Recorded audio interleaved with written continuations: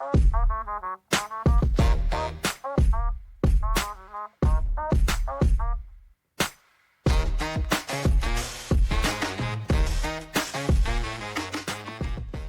to Supercool, the show about low-carbon innovations now scaling.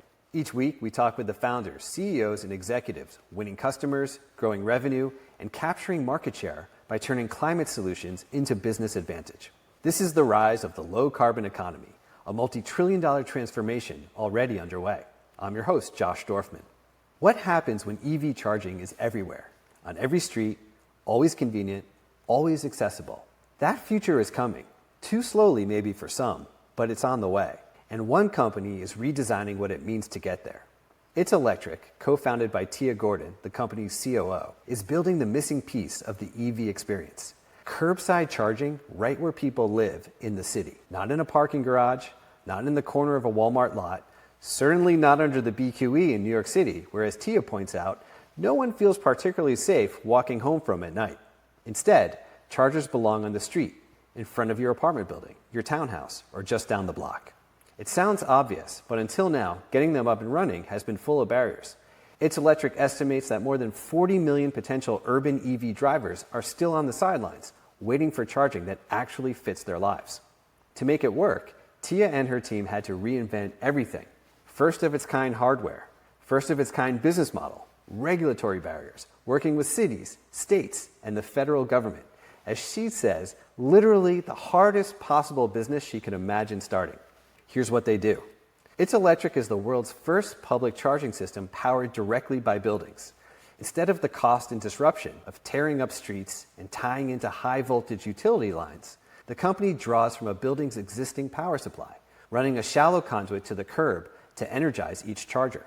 That means no installation costs for cities, no capital expense for property owners, and landlords earn a share of charging revenue for supplying power to an It's Electric charger that's just steps from their front door. In many ways, designing this solution fits Tiya well. Before launching It's Electric, she helped lead the design and installation of public-facing projects like the 9/11 Memorial and Museum. If you're going to place a charger on the public street, it has to fit the cityscape, to look and act the part, sleek and unobtrusive, yet reliable and easy to use. The company calls that experience disco and sunshine for a reason. And now the vision is taking to the streets. It's Electric is live in Boston, San Francisco, and Detroit, with more cities queued up. So back to the original question. What happens when chargers are everywhere? Ask Tiya and she'll tell you our cars are about to become wallets, and the energy inside them, currency. It's Electric just landed a $1 million plus grant from the California Energy Commission to build the first two-way, bi-directional, curbside charger. Technology that lets drivers earn cash by selling energy stored in their batteries back to the grid while plugged into an It's Electric unit. Cars as wallets. Energy as currency. The low-carbon future is about more than solving climate change. It's about new ways to create value and a better way to live. Here's my conversation with Tiya.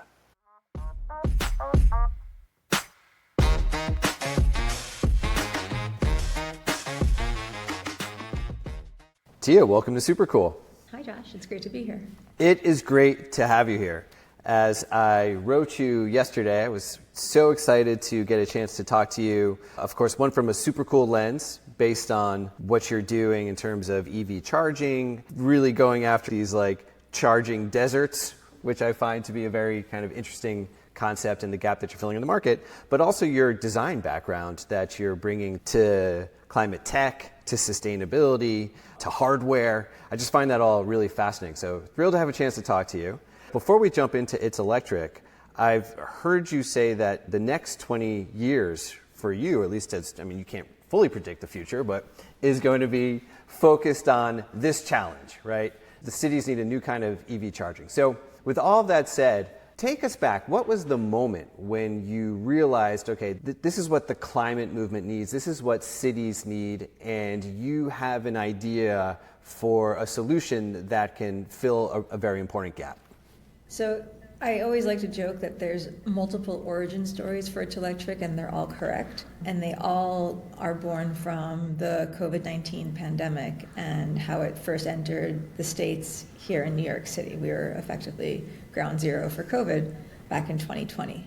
I've always been keenly environmental, but I never imagined starting a company that would be working on the forefront of the issues. And what triggered that was that I live in Brooklyn and I live in an apartment. And at the time, my daughter was pretty young. She was in kindergarten. And I also had family who worked in respiratory wards of hospitals in upstate New York. And this is when we had no masks, no vaccines, and refrigerated morgue trucks across the city. All public transportation was either shuttered or limited, and it was incredibly risky to imagine taking a subway or a train during this period of New York City's history. And we still really haven't contemplated what that period of time was like here in New York, but it was really grim. Playgrounds were closed, schools were closed. You basically had to go to a supermarket and come home, and that was it. So given all those factors, my partner and I were contemplating how we would reach our family who worked in healthcare, or even my very aged parents. And my father at the time was in his late 80s. The shit hit the fan. And we realized that even though we never had a car in the city, we should probably get one. And I made a list, and I was like, new question mark, used question mark, EV question mark, circle, circle, circle, circle. And I went to investigate where we could even charge an EV, because I had no idea, because I ride a bike in the city. And I saw that there was literally no place to charge it in Brooklyn. And that was in 2020, and it's not much better today. I actually charge on our chargers in Brooklyn now with our demo cars, whenever we have a demo car for people that are coming to see what we do. And that's how It's Electric was born, was that we identified this issue, that the whole country is supposed to move to electric vehicles, but there's no infrastructure for it. It sort of just created an itch that we started to scratch. It wasn't like we just dropped everything and quit our jobs and started an EV charging company. It took about a year for us to kind of foment the idea and articulate it and identify the root causes and the potential solutions. And we got some early buy-in from some really big players, and here we are about 3.5 years later with first-of-a-kind technology in 3 major cities across the U.S. The speed of execution is so fascinating to me. I mean, on the one hand, I can imagine when you're in the trenches in a startup, it's like, oh, we got to go faster. But 3 years for hardware, working with cities, working with major institutions, new business model. So that's actually quite fast. And I remember this because when we were starting Planted, we were thinking about this carbon negative building materials, and we were going to design this first of its kind all electric production technology. I remember sitting down with one of my co-founders who had just moved to the East Coast from working on SpaceX in LA. And we're having this conversation. He's like, Josh, just so you know, just from a technical standpoint, it's going to take 4 years to build the first production line. And I'm much more on the commercial side, and I'm just like, wait, what? 4 years, dude? What are you talking about? I don't have 4 years. Like, what do you mean 4 years? He's like, dude, first of its kind technology. This is hard. Like, we're going to change an industry, right? These are big, giant industries that we're changing, and that's going to be fast, right? SpaceX, yes, it took like a decade, 2 decades to suddenly be in a place where like, oh, look at this, look how fast we're moving. And so when I look at It's Electric, and I've been following you for a year, I think, wow, this is so interesting that you are in these markets already. Talk us through the business model, the value proposition. We'll go from there. Knowing what I know now, had I known it then, I don't know if we would have done this. Like, first-of-a-kind hardware, first-of-a-kind business model, regulatory barriers, working with cities, working with states, working with Fed. Let me just literally design the hardest, am I allowed to curse? Hardest possible fucking company to start. And let's do it. One of my favorite anecdotes is that when we were fundraising our seed round, we had this really great generalist investor that was really excited about us, and we had made it all the way past through all of these rounds of diligence. And the last hurdle that we had to get through is we had to meet the other partner who didn't know about us. It was the first partner that was super excited about us. And we get into this room with the second partner, and they just invested, because they were generalists, they weren't climate, they just invested in Sticker Face, which are those star stickers that you put on your pimples. And he was like, so I just invested in Sticker Face, and their bomb is like 5 cents to make a sticker. And I was like, dude, if I could invent a sticker that cost 5 cents that could eliminate carbon from the environment, I would fucking do it. But you can't. You need hardware to do this. And so yes, my next company will be a sticker that removes carbon from our cities. But until then, we have to do it the regular way, which is by actually eliminating emissions. What we found going out to Pitch Planted, right, where we're like, oh, we're going to grow this grass, and then we're going to pull carbon from the atmosphere, and then we're going to build this all-electric factory, and we're going to turn it into building materials, and we're going to lock carbon away. And it's like, this is so obviously a good idea, and these building materials are going to be better than what builders build with today, and it's drop-in technology, seamless, blah, blah, blah, blah. Like, it was all done. Climate tech investors were like, huh? They're like, what? I don't really understand how is this carbon capture. And you're trying to be nice, and you're like, you know how trees absorb carbon from the atmosphere? We do that 10 times faster. And they're like, no, I don't get it. I don't understand. And not to slam climate tech investors too hard, but what we had to go find was really more of a generalist or someone who actually came from insurance tech and was like, oh yeah, I get it. Better materials, you got this carbon risk. Materials, if they get wet, you got a big problem. You're solving a problem. Let's go, right? And so it was really like we couldn't go to the industry to raise the capital we needed. Yours is a little different because it's EV hardware. If you're like, hey, what are people investing in today or globally, right? It's like solar, EVs, storage. But as I heard you talk about raising capital early on, I heard you say, very interesting. Look, we went out to VC, we raised the capital we wanted for our operating expenditures, and we also stacked all these grants that really gave us the runway we knew we were going to need because this is hardware. Yeah, so we've raised around $9 million in equity. We're a seed stage company, and we've been awarded $7 million in non-dilutive. So we try and match that because in these early stages for a hardware-backed company, investors don't want to sink money into CapEx. It's not going to give them the bang for their buck that they're looking for. So when we raise equity, we're very, very clear that equity goes to our operations, our team, our growth, and not to the actual hardware. The hardware for this first tranche of our first 100 chargers that we're putting in across 8 cities are all backed from grants. And those are federal, state, city, utility, private, philanthropy awards.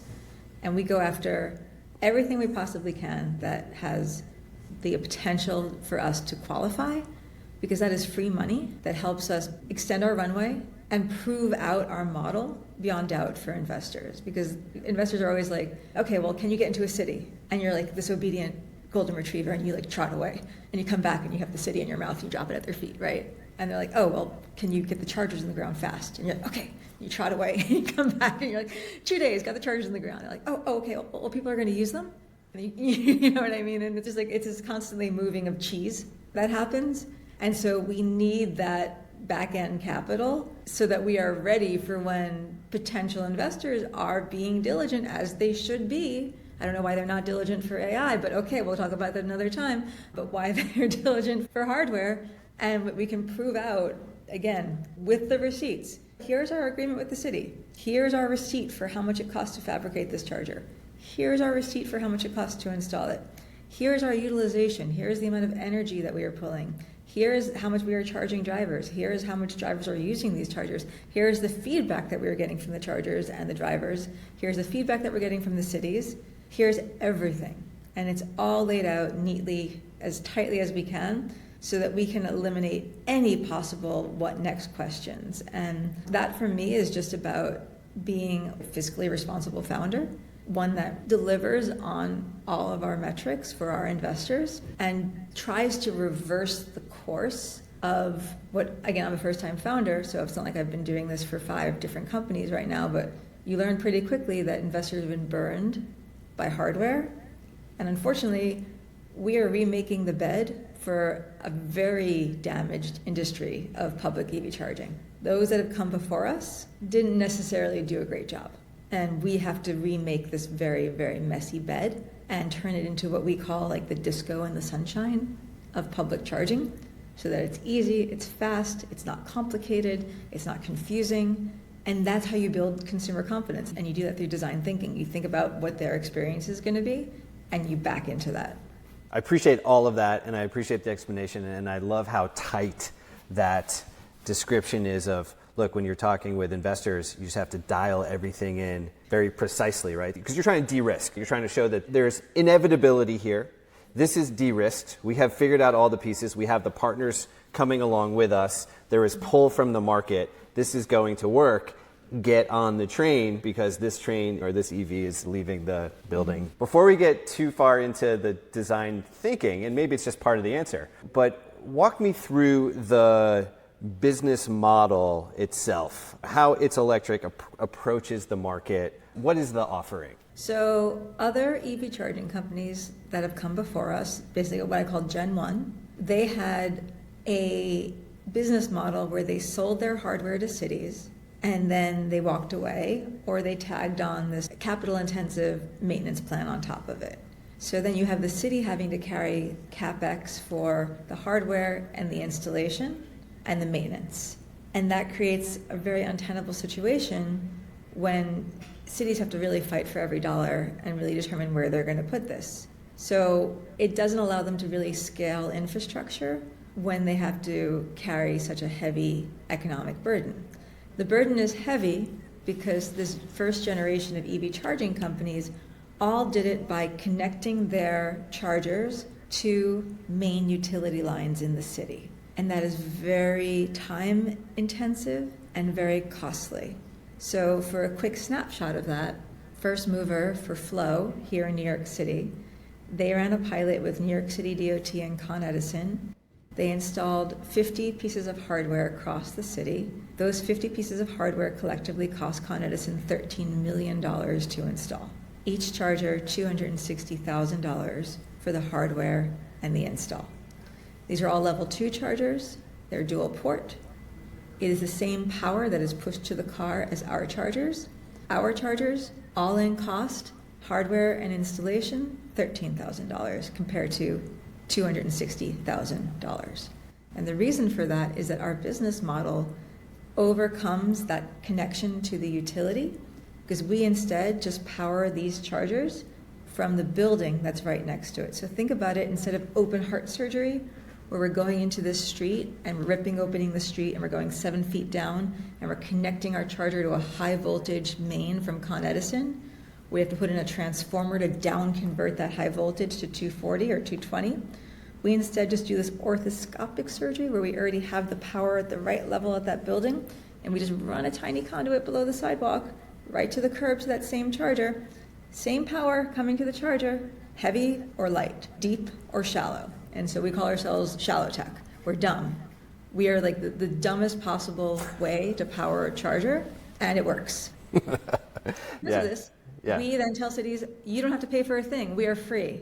Just give us permission, waive your permitting fees, and we're in. Okay, now hold on. 1/20th the cost of the way this was done, kind of Gen 1. So you spent a year looking at the overall landscape of what's missing. If we're going to look at charging, we're going to understand the market, we're going to bring design thinking to this, we're going to understand what the customer we're going to need, we're going to understand what the problem is for cities, we're going to design an elegant solution. And then whoever's going to incur that cost, it's going to cost 1/20 of the price, so that's awesome.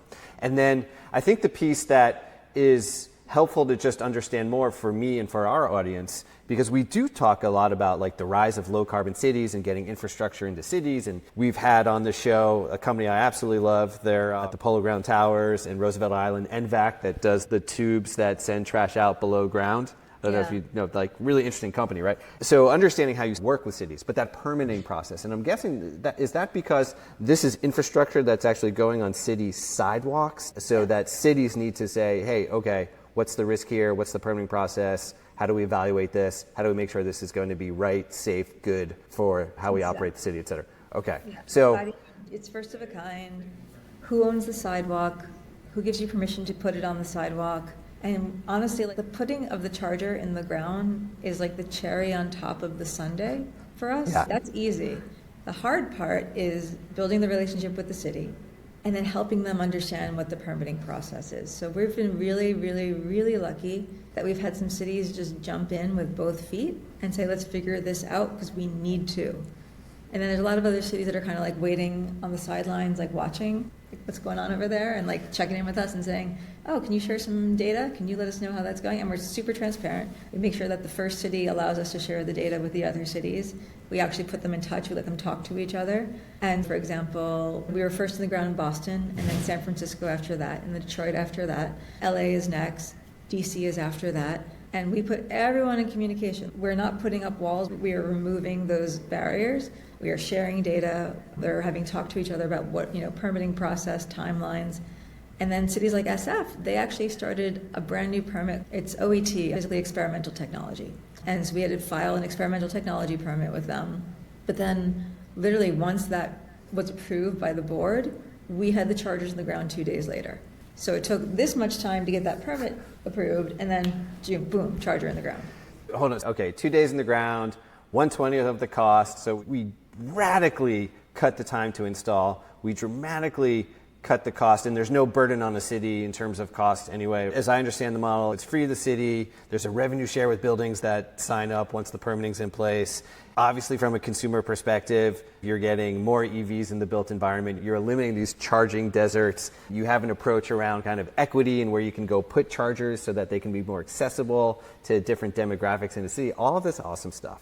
And as I research your company and I hear you talking about it, and I hear your first comment, which was like, if you had known how hard this was going to be, right, you never would have done it because you have to do all the hard things. You have to work with cities. You have to design first of its kind hardware. You have to get permits. You got to build almost like a two-sided market. You've got to go get the buildings. You've got to go get the consumers. But when you step back and you say, hey, we're going to put EV chargers on the sidewalk so that consumers can charge up in a city where there's just not a lot of chargers, I would think everybody in their right mind would be like, oh, hell yes, and why doesn't that exist? Because it's so obvious that it should, and you've got to do all of this insanely hard legwork on the back end just to do something where a consumer is going to look at it and be like, yeah, duh, of course that should be here. 100%. You should have our friends at Endolith on the show. They have a great expression. They say, we're not doing this because it's easy, we're doing this because we thought it would be easy. So we always steal that from them. They do mining technology. I'm familiar with them, yeah. It's a great company. But yeah, that's our goal. Why isn't everyone doing this? And honestly, like, everyone now is getting on the train. And as hard as our work is, and as much as we may be a duck where we're smooth on the surface and paddling very quickly beneath to get us to where we need to go, it is incredibly satisfying to see us continuously winning new cities because they have been waiting and watching the others and exhaling and be like, oh, okay, this is working. This is how we can do this. And that is literally, like, as much as other things may want to keep me in bed in the morning, that is one of the big things that gets me out every morning, is being like that. Everyone's getting on the bus here. Through our experience on Supercool and some of the companies we've talked to, last fall, a company called Zoom, Z-U-M, that's electrifying student bus transportation. I mean, one, just making it way smarter and actually getting buses to run on time for major school districts, which actually is a huge issue, as parents know well. The rest of the country doesn't really know that well, but the pain is extraordinary. And what was interesting was they got the school district for the city of Oakland to go first. And the transportation director had come, I think, from FedEx, and she was like, this is just crazy. How can I not know where these buses are when they leave? Nobody knows where the buses are. And Ritu, the founder, was saying to me, she's like, Josh, your kids are having the same experience on the buses as their great-grandparents. Like, this is an insane thing in the 21st century. And where I'm going with this is that they got Oakland on board. And I know, like, in Boston, where you have, I think, you've won a contract for over 5 years to install 200 some odd chargers. And what I'm guessing is going to happen, and what I'm guessing you're hoping is going to happen, is you're working with cities, is Boston's going to go first, San Francisco's going to come, LA, maybe some other city, Detroit, someone's going to go really fast. It's going to start to work. There's going to start to be hundreds of chargers in the ground. And then suddenly it will be de-risked for other cities to just say, oh, I see, like, they really de-risked this thing. Now we can get on board too. And I can imagine, like, you've just got to hustle, get those early adopters to go with you, get the data, build those really strong relationships, at the same time as you're cultivating all these other cities for the long term. But once you really de-risk this thing, and Boston or LA or someone's like, oh yeah, there's hundreds in the ground, everybody loves it, the economics work, it's all good, I imagine this could go really fast. Yes, absolutely. And it's not only just going faster in terms of new cities being like, okay, everyone else is fine, But the cities that we're already in, we are accelerating the process for every charger we put in the ground. We're getting smarter and we're getting faster. And the engineers that we're working with are like, oh, okay, I get this. I see what we're doing here. We can do this faster next time. The first time's always the hardest, right? And every city is different. And our secret sauce is our team. What is technically a demerit for some investors when they look at our leadership's pedigree and they don't see Tesla, right? They don't see SpaceX, but they see Department of Transportation. They see Honda. They see SOM. And then my background is public-facing technology. So I did all of the tech for the 9/11 Memorial Museum. Like very untraditional pedigrees for startups. We don't have the little Apple logo. We don't have the little Tesla logo. And we wear that with pride because it's our job, again, that sundae that we're building before the cherry goes on top, it's our job to make the cities understand the process, to make them comfortable with the process, to make sure that that one engineer over there is talking to that one engineer over there and that they understand what's going on. And then we get into the flywheel. So we're moving faster in the cities that we're already in while other cities watch and they learn and we data share and then they jump in too. And it's really our ambition to be able to say with surety, maybe even as soon as January, that we've cracked the code. We fixed it, guys. Public charging was broken and we fixed it. You're welcome.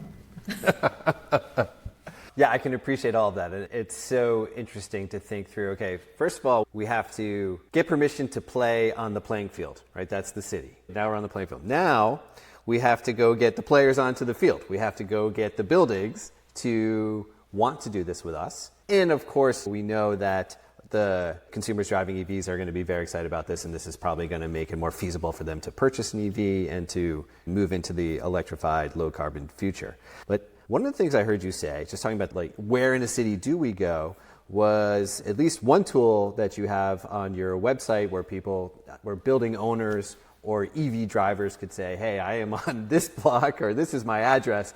I would really love for a sidewalk charger to be on my block. I thought that was just very cool in terms of gathering data, understanding where to go, understanding market demand. Can you talk about that approach, maybe that specific offering, how it's working and what it unlocks for It's Electric? Totally. So we call that community requested charging.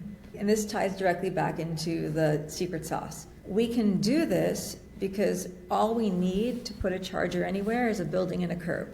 We don't need the utility to say, I'm so sorry, we only have the capacity for an inter-utility connection here on the map, and here on the map, and here on the map.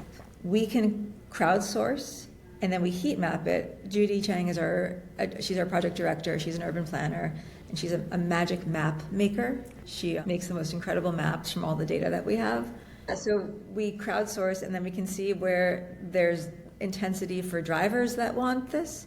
We can see where there's intensity for property owners that want this, and we can see where there's an overlap of those two. Right, as soon as we get the inbound from a property owner or a driver, or best of all, an aspiring EV driver, people who say, I don't have an EV, I want an EV, but I can't get one until I can literally charge it in my neighborhood because I'm not spending the weekend at Walmart, or I'm not spending the weekend at Trader Joe's, sitting in the lot waiting for one of the 5 chargers to open up, which is the current condition in urban spaces. So we take this data and then we do our own quick red flag review. Like we just do a street view review. We make sure that there's nothing that's like a fire hydrant, a bike lane, other things like that that are going to prevent us from putting that charger there. And then once it passes our checklist, we then pass it over to the city for their review. And they put it through a deeper red flag review where they're like, oh, actually, we're going to be putting a bus on that street in 5 years, so no go. But again, they have that larger vision. And then what that does is that funnels us a little bit and allows us to then kind of surface who can host a charger based on the city's final permission. We can't make the final call, but we can get most of the properties to that final stage. And so it's a really great system because then it dovetails directly into how our business model is successful. Because we all know that, again, for Gen 1, it was all a utilization-based model that failed because they were sticking these chargers in places where people were not parking their cars overnight. It would be like me walking a mile home every night or 2 miles home from a charger that's literally, I'm not joking, like under the BQE in New York City. And as a woman, that doesn't feel great to me, to have to go and park my car under the BQE at 9 o'clock at night and then walk 2 miles home, or bike 2 miles home and then go back in the morning and get it. Especially if you're wrangling kids and school drop off, like how does that all work? So for us, we can use that community requested demand to know that our chargers are going to get this higher utilization, because we know the chargers are going to be used. We're not taking a guess. We're not using bullshit AI that is telling me where the chargers are going to get their highest utilization. We're getting it from our human-centered sources, from the real demand of drivers, where it's not even real demand. I would use the expression pent-up demand. Our utilization of our pilot in one of our key cities right now is over 44%. And just for a comparison, New York City's Flow's pilot, and we love Flow, they're a fantastic company, their utilization hit 30% after 2 years, and we hit it after 4 months. So it works. It works. If I think about a city, let's just stay on New York City. Obviously, huge, 5 boroughs. You want to be in places where there's density. But when we talk about this missing piece, EV charging that's accessible on the street, contextualize for me, how many EV chargers on the street does a city like New York City or Boston, how many do you need? What is the gap? Well, I can't tell you that, but the city can. And the city has already made their decision. So New York City wants to have the largest level 2 curbside network in the country. They have 50 units on street right now, and they want to have 10,000. The reason why they want to have so many is that we have something in New York City, where I'm calling you from today, called the Green Rides Initiative, which requires that all Uber, Lyft, and taxi be either electric or wheelchair compatible by 2030. So if you were to take a guess on how many rideshare and taxi drivers there were in New York City, in a population of 8 million, what would you guess? 2 million vehicles, how many of those are rideshare drivers? How many of those are rideshare drivers? Okay, I've 100,000. Yeah, just about, right? That's correct.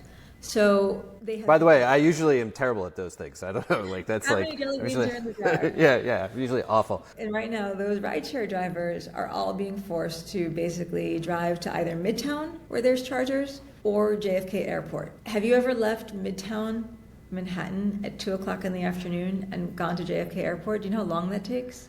I do. I have done that. It's a terrible experience. Drive back in. So these rideshare drivers are losing income for the time that it's taking them to find charging. So we actually have a great partnership with Uber, where we are working in the cities that we're already deploying in. Just to be clear, we're not deploying in New York City at this time. We'd like to, but we're not. They're waiting for their process to start. But in the cities where we are deploying, we work with Uber to put our chargers in the neighborhoods where their rideshare drivers are parking on street. So the drivers complete their shifts, they park their cars, they charge, they wake up, they have that full battery, and they do not need to recharge again during the day during their shift. Oh, that's awesome. That's really cool. Earning another $50 or $100 a day in the time that it would normally take them to take off, find the chargers, wait in line for the chargers, charge, and then go back onto shift.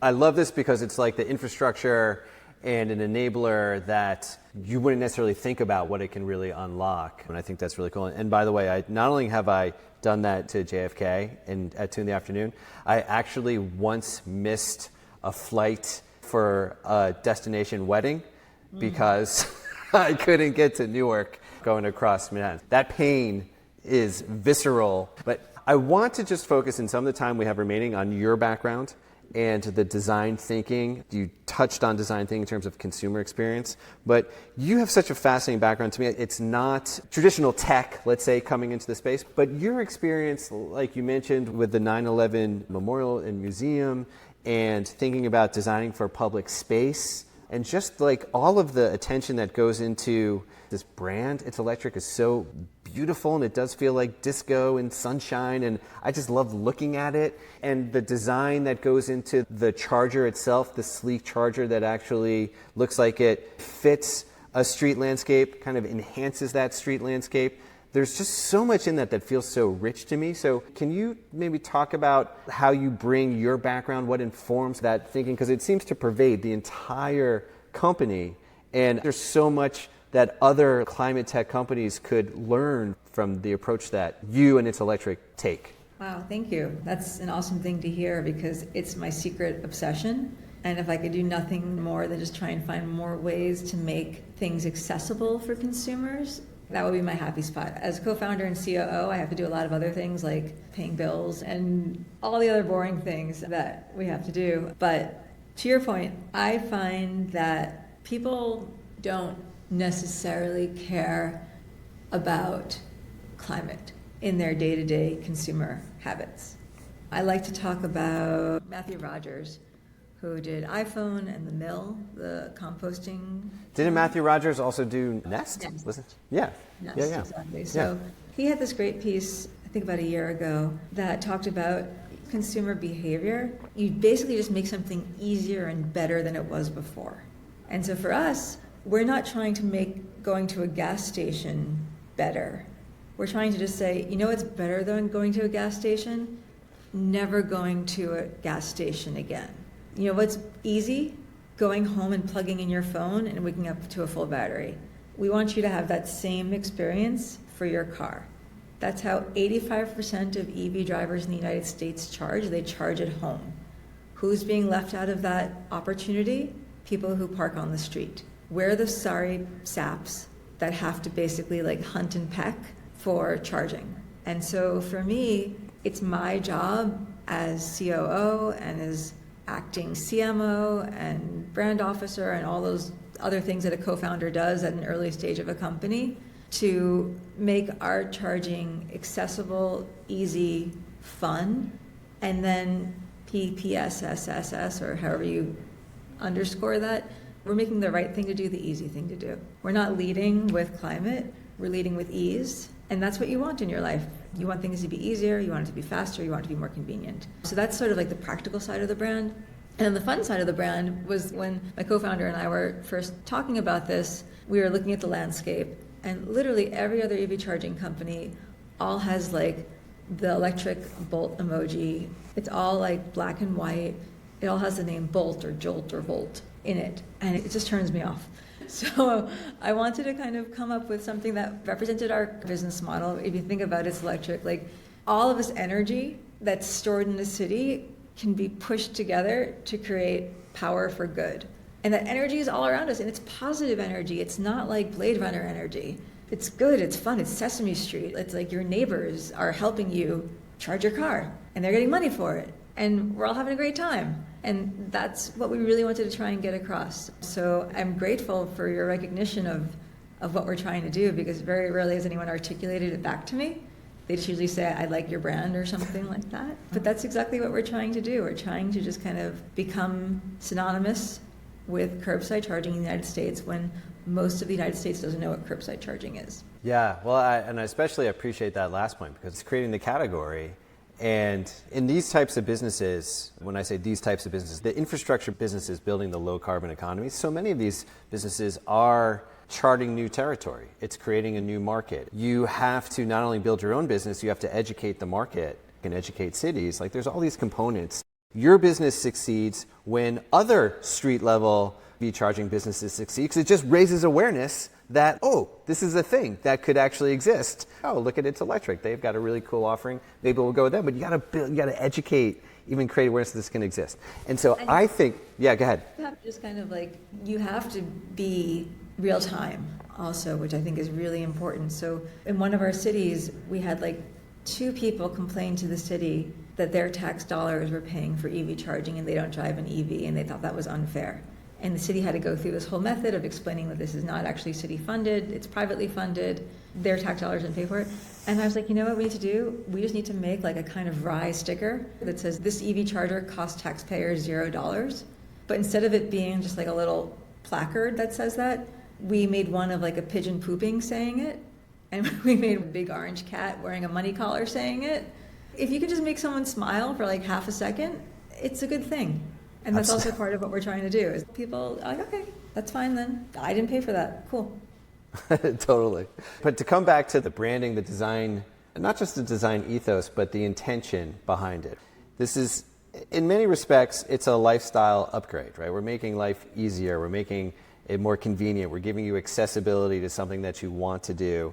And so the other piece, Tiya, as you said, which we wholeheartedly subscribe to at Supercool, is very few people wake up in the morning and think like, how am I going to save the planet today? Or I'm going to go live my life, all my decisions are going to be based on kind of climate impact. They exist, but if you're trying to move a city and move a culture, we find that the companies that do that the best really do tap into this understanding of how do we just talk to humans like they're humans and they've got all these problems in their life. Yes, climate is one of them, but if you were going to ask most individuals, hey, do you care about the planet? Oh, absolutely. Do you want to solve climate change? Oh, absolutely. Okay. Priority rank, like all of the things that you need to think about today that are meaningful to your life, climate's just very low on that list. And so unless you can reach people in a way that grabs them, that inspires them, that excites them, you're talking to a very small group. But if you bring in what It's Electric does to the table, that's why I think you create the opportunity to really open up a conversation where a city says, oh yeah, come on in, because we know people living here are going to love this. And like the building owner's probably like, yeah, sure. Give me another revenue stream. Absolutely. That I don't have to pay for. That more than offsets their electricity bill. It's fantastic. And so again, when I think about your business or when I look at your business, one, it just excites me on all the levels we talked about, from the business itself, the value proposition, the way you work with cities, the way you work with building owners, what it means for people who want to drive EVs, who don't yet, who aspire to, those who do, and just the design that you bring to the experience that makes it fun, that actually shifts what it means to solve climate from something that feels like so heavy to something that feels like it just fits the culture. We can do this. This makes sense. We can do this. Mm-hmm. So as the co-founder, as the COO, it's an up and down journey, right? It's like there's highs, there's lows. It's hard to stay even keeled. They're usually like 10 minutes apart. Yeah, I can't remember who said it, but the best quote I ever heard about being a founder was like, you have your best day and your worst day in the same day. Like over and over again. As we're getting ready to kind of say goodbye, where are you today? How are you feeling about what's on the horizon? Today is an up day at 11:28 a.m. Let's see what happens by 3:22 p.m. But yesterday we announced our grant from the California Energy Commission to build the first bi-directional curbside charging system, because the way that you want to think about this is that electric vehicles are effectively just batteries on wheels. They have the capacity to store tremendous amounts of energy, and then if we have all of our chargers in a city as bi-directional, we can then push that energy back into the grid, and those drivers have another way of making money. So let's say their car's at 90%, and there's a brownout, they get a notification on their phone. They can go in and say, okay, I'm going to park here, I'm going to discharge 20%, and they're going to get that money back into their account. So we like to think about energy as a currency of the future, and car batteries kind of like wallets. It's a totally different way of thinking about things, and someone on, I think, LinkedIn did a very clever little quote, like, move to where the puck is going, some sports analogy. Wayne Gretzky, yes. Thank you. Yes, skate to where the puck is going. Exactly right. Like, we're still solving the problem of scaling charging across the United States. When I say we're still solving, I mean like we're not in every city yet. We're still working on category A, but at the same time we're starting category B of where does this technology need to be in 5 years, and to make sure we're ahead of the curve there. And that's all kudos to Nathan and Shannon on our team who led that work. I love that. Well, congrats on that. I'm so excited. That does absolutely sound like the future. And I really do like thinking about energy and batteries as wallets and currency. That gives me a lot to think about in the days ahead. With all that said, I appreciate you coming on the show. I'm very excited to continue to follow It's Electric and what you all are going to do. I think it's just such a wonderful business filling such a huge gap. Really looking forward to keeping in touch and following along. Thank you. It was such a pleasure to speak with you. This was really fun. I wish we could do like another 30 minutes just on like design, maybe another time. Maybe another time. Maybe we'll just do a climate design show. That would be fantastic too. That'd be so fun. All right. Thank you, Josh. Thanks so much for listening to my conversation with Tiya. If you enjoyed it and appreciate the perspective Supercool brings to the business and climate conversation, please subscribe and leave us a review.